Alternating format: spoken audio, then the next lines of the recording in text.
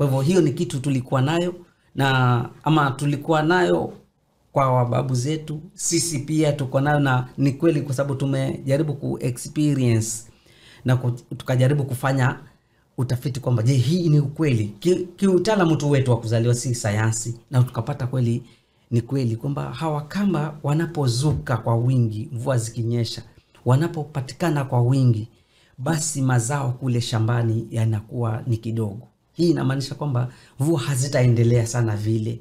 Sasa ikawa ni ile elimu sasa ya kuzaliwa nayo, tukajaribu kuichunguza, tukaipata hiyo ni kweli. Okay.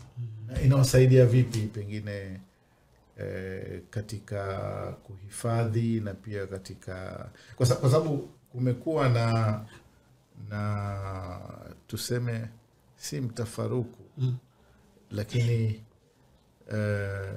kuna baadhi ya wanasayansi wanasema kwamba traditional knowledge nayo imeathiriwa na mabadiliko ya tabia nchi. Kwa hivyo kuna haja sasa ya kukumbatia sayansi na utafiti zaidi